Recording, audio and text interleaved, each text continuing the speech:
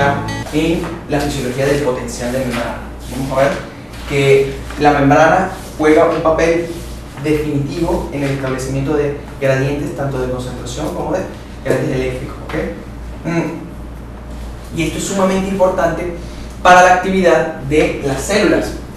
¿Por qué? Porque las células se mueven a través de señales y esas señales pueden ser señales químicas y señales eléctricas, y las señales químicas generalmente se manejan por gradientes de concentración, ya que recuerden que las sustancias no son como misiles teledirigidos, siempre lo he dicho así. No son como yo lanzo una señal y me va directamente a ser recibida por una molécula receptora a esta distancia. Todo se hace por procesos probabilísticos, todo se hace por procesos de difusión y por ende todos estos procesos son pasivos y no requieren energía y la fuerza impulsora le da la característica a este tipo de movimientos de ser movimientos aleatorios, ¿okay? Por ende, entonces la célula tiene que tener gran flexibilidad en cuanto al tipo de respuestas que ocasiona, que origina, debido a que ella, como no determina cuándo debe suceder, sino lo hace es a través del aumento de la concentración. Por lo menos, si nosotros queremos que el sodio llegue de un lado a otro, bueno, agarramos mucho sodio y lo mandamos por gradiente de concentración y obviamente en algún momento del tiempo él va a llegar. Lo mismo pasa para la concentración de sustancias, insulina. Una secreción determinada de insulina que de acuerdo a su vida media, de acuerdo a la distancia recorrida, porque ya llega a torrente sanguíneo y se dispersa, entonces cuánta probabilidad hay de que me llegue a todas las regiones. Entonces ahorita vamos a ver en los procesos de neurotransmisión la comparación entre lo que son sinapsis y lo que son otros medios de comunicación, por lo menos la comunicación endocrina, que eso son patrones de referencia que me permiten diferenciarla. ¿Qué hace el sistema nervioso para hacer que ese proceso probabilístico aleatorio tenga menos rango o dure más o dure menos en relación a las respuestas endocrinas? Bueno, ellas alteran los patrones que hace, por si se acuerdan de la fórmula de difusión, ellos cómo se generaría o cómo aumentaría la probabilidad de que el proceso difusional de todos esos neurotransmisores se diera de forma más rápida. Bueno, disminuye la distancia, que es inversamente proporcional al flujo, aumenta entonces que los gradientes de concentración, genera una especificidad entre las moléculas que estoy emitiendo y su receptor. Entonces hay una alta especialización que hace que se disminuya esa aleatoriedad de todos estos procesos pasivos.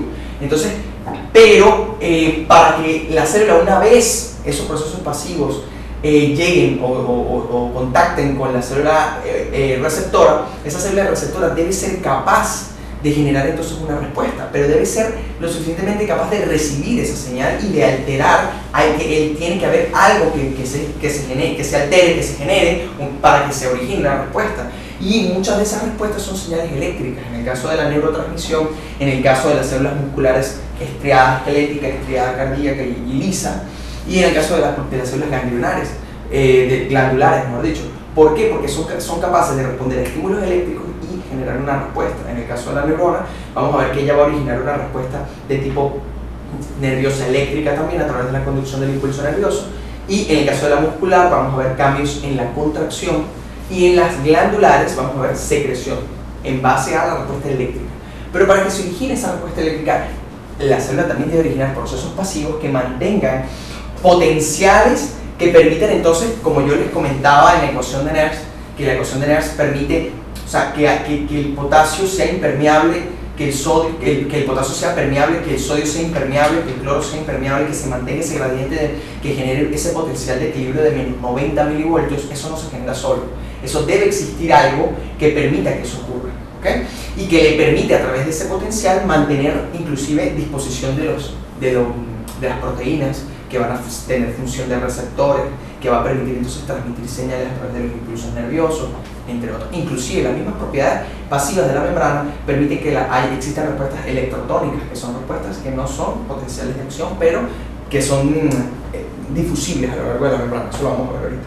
Entonces, ¿cómo comenzamos? Primero debemos, o sea, es lo que les he estado explicando. Nosotros podemos medir la intensidad con la que pasan cargas, ¿okay?, de uno a otro lado de la membrana, y por ende establecer de forma indirecta el potencial de acción en base a la intensidad con que esas cargas pasan, ¿okay?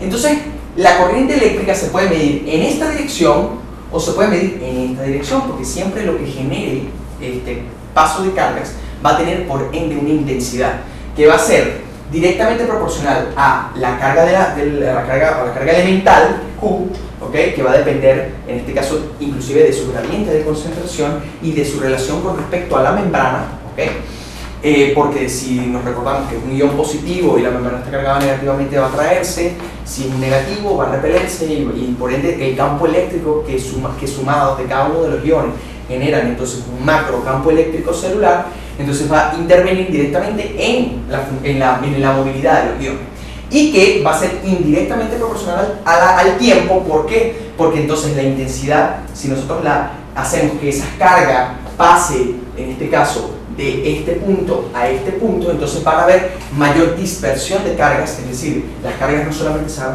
a mover en este sentido, sino se van a mover en sentidos laterales, va a haber una dispersión, porque recuerden que son movimientos aleatorios, solo que yo a través de los canales conduzco y hago que ese paso sea más bien selectivo, ¿ok? Entonces va a haber esa intensidad de corriente que nosotros vamos a medir, va a ser medida en amperios, ¿ok? Y ahí entonces es cuando pasamos a entender lo que son las conductancias de los iones. Las conductancias van a ser la facilidad, es decir, la facilidad que le dé la membrana, ¿okay?, a ese ion para que pase a través de ella. Y la conductancia, recordamos, no es una propiedad de la membrana, de la bicapa fosfolipídica, porque la bicapa fosfolipídica es una sustancia que repele los iones.